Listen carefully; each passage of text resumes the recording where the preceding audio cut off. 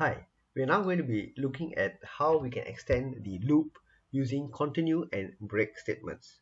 Alright, so let me just write a simple loop first for I in range 10. Okay, and what I'm going to do is I'm just going to print out, okay, the value of I.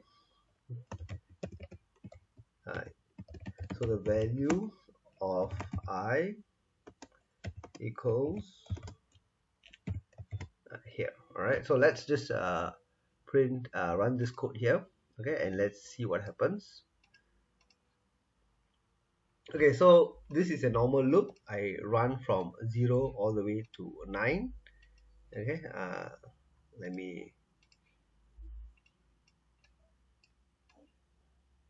okay, so now what I'm going to do is I'm going to just put in one statement here that says that if, okay, I equals to 5, break.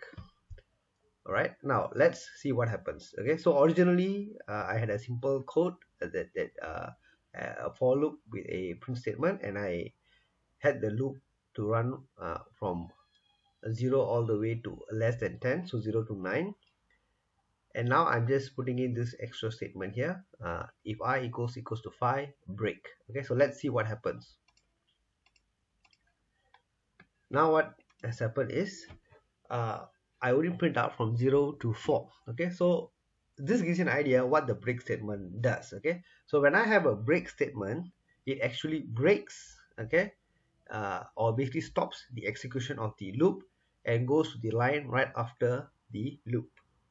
Okay, so that is why once I hit a value of 5, okay, it breaks, so it never even comes to the print line. So I only do I only execute this print line for the I values from 0, 1, 2, 3, and 4. Okay, now if I were to replace this break with a continue statement, now let's see what happens here. Okay, I'm going to save it here. I'm going to run. Now what do you see? When the value of I is 5, I do not actually print it out.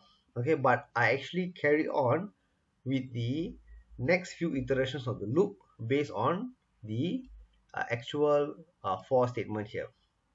So this gives you an idea of how continue and break can actually be used to sort of vary the what parts of the code are executed while the loop is running. Okay, so for a break statement, I totally exit the loop, whereas a continue statement, I skip the rest of the lines within the loop, and I go back and start the next iteration of the loop. Okay, so this gives you this example here gives you a very good idea how continue and break can be used effectively in your code. All right.